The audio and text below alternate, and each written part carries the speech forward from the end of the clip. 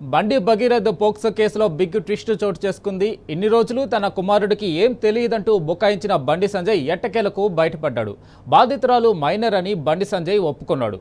POCSO కేసులో తన పేరు వాడొద్దని సివిల్ కోర్టుకు ఇచ్చిన అఫిడవిట్లో పేర్కొన్నాడు.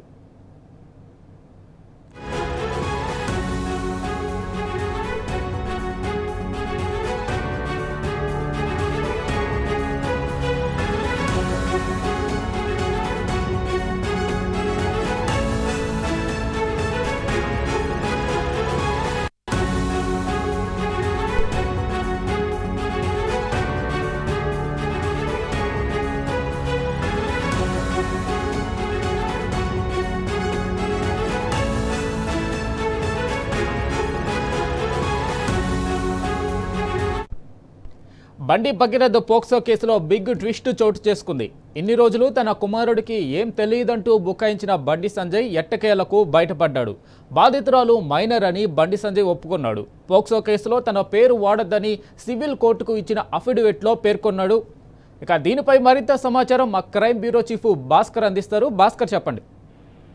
వాళ్ళ సిటీ సివిల్ కోర్టులో బండి సంజయ్ వేసినటువంటి పిటిషన్లో ఆసక్తికరమైనటువంటి అంశం ఒకటి చోటు చేసుకుంది. కేంద్ర హోంశాఖ సహాయ మంత్రిగా ఉన్నటువంటి బండి సంజయ్, సన్ ఆఫ్ బండి Narasayya, member of parliament residence Karimnagar New Delhi address తో ఒక పిటిషన్ దాఖలు చేశారు. ఆయన పర్మనెంట్ అడ్రస్ జ్యోతినగర్ కరీంనగర్ పేరుతో ఆ పిటిషన్ దాఖలు చేశారు. పిటిషన్ దాఖలు చేసినటువంటి క్రమంలో ఆయన ఏదైతే బండి భగీరథ్ సంబంధించినటువంటి అంశంలో కొన్ని సోషల్ మీడియా, అదేవిధంగా కొన్ని సంస్థలు తన పేరును వాడుతూ తన పేరుకు సంబంధించినటువంటి దాంట్లో ఇబ్బంది పెడుతున్నారు. దాంట్లో తన పేరును వాడకుండా భగీరథ్ కు సంబంధించినటువంటి అంశం కేసు విషయంలో తనను వాడకూడదు అని చెప్తూ ఆ పిటిషన్ లో ఒక ఆసక్తికరమైనటువంటి అంశం కనిపించింది.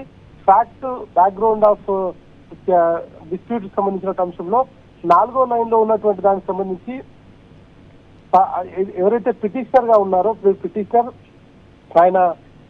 ఆయన కొడుకుగా ఉన్న తన పిటిషన్ కు సంబంధించినటువంటి కొడుకు ఒక కేసులో ముద్దాయిగా ఉన్నాడని, దానికి సంబంధించి ఒక మైనర్ బాలికకు సంబంధించి వాళ్ళ ఫాదర్ పేరును పెడుతూ ఆ పిటిషన్ లో పేర్కొనడం జరిగింది. దాంట్లో ఆయన పేరును పదే పదే కొన్ని మీడియా సంస్థలు, అంటే సోషల్ మీడియాలో చెప్తున్నారు.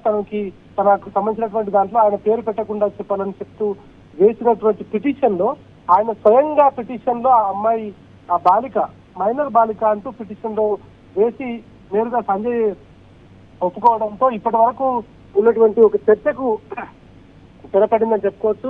అయితే 48 గంటలుగా హైకోర్టు చుట్టూ తిరుగుతున్నటువంటి అంశంలో దాదాపుగా మొత్తం మీడియా సంస్థలంతా కూడా ఈ టైం అవుతోంది, ఇంకా హైకోర్టులోనే ఉన్నది. ప్రస్తుతం ఈ కేసుకు సంబంధించి 54వ కేసు ప్రస్తుతం నడుస్తూ ఉంది. ఈ 54వ కేసు కోర్టులో నడుస్తున్న సందర్భంలో ఇంకా 20 కేసులున్నా 20 కేసుల్లో జస్టిస్ కేసులకు సంబంధించినటువంటి జడ్జిమెంట్ ఇస్తుంది. అయితే 74వ నంబర్లో భగీరథకు సంబంధించినటువంటి కేసుకు సంబంధించినటువంటి వివరాలు, ఆమె దీనికి సంబంధించి మధ్యంతర బెయిల్ ఇవ్వాలని ఇచ్చినటువంటి పిటిషన్ సంబంధించి వాళ్ళ ఇరు వర్గాల వాదనలు వినేటువంటి అవకాశం కనిపిస్తోంది. కానీ ఇవాళ సిటీ సివిల్ కోర్టులో వేసినటువంటి సంజయ్ పిటిషన్ లో మాత్రం చాలా ఆసక్తికరమైనటువంటి అంశం అయితే కనిపిస్తోంది.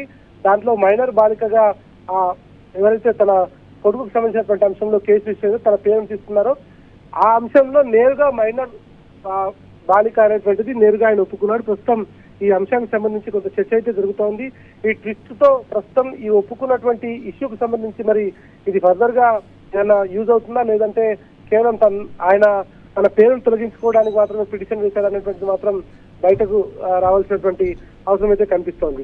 పోక్సో బాధితురాలు వయస్సు మైనర్ అని విచారణలో వెల్లడింది కాబట్టి బండి సంజయ్ కొడుకు మైనర్ బాలిక పోక్సో కేసులో చిన్నారి వివరాలు సోషల్ మీడియాలో పెట్టిన వారిపై కేసు నమోదు చేస్తామని చెప్తూ పోక్సో చట్టం కింద నమోదైనటువంటి ఎఫ్ఐఆర్ నంబర్ 684/2026లో బాలికకు సంబంధించిన ఫోటోలు, వీడియోలు మరియు ఆమె తల్లిదండ్రుల వివరాలు సోషల్ మీడియాలో ప్రసారం అవుతున్నాయనే విషయంపై ఇవాళ మేడ్చల్ మల్కాజ్గిరి కోర్టు బాలల సంక్షేమ కమిటీ చైర్పర్సన్ ఇచ్చినటువంటి ఫిర్యాదు మేరకు ఇటు పేట్ బషీరాబాద్ పోలీసులు కూడా 706 సెక్షన్ ఎఫ్ఐఆర్ కింద కేసు నమోదు చేశారు. అయితే ఈ అంశానికి సంబంధించి ఇటు నడుస్తూ ఉండగా సిటీ సివిల్ కోర్టులో మాత్రం సంజయ్ వేసినటువంటి అంశానికి సంబంధించి ఆయన పిటిషన్ లో చాలా స్పష్టంగా ఆమె బాలిక అనేటువంటిది, అంటే మైనర్ బాలిక అనేటువంటిది పిటిషన్ లో ఒప్పుకున్నారు. మరి దీన్ని ఎవరైతే పిటిషనర్ తో పాటు ఈ మొత్తం వ్యవహారంలో మరి న్యాయ వ్యవస్థ కూడా దీన్ని పరిగణలోకి తీసుకుంటుందా లేదా చూడాల్సిన అవసరం కనిపిస్తోంది. కానీ మనకు ఉన్నటువంటి సమాచారం మేరకు పిటిషనరే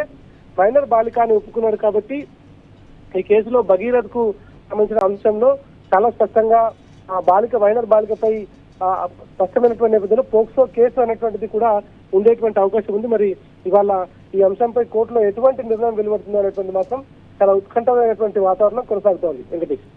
రైట్ భాస్కర్, థ్యాంక్ యూ.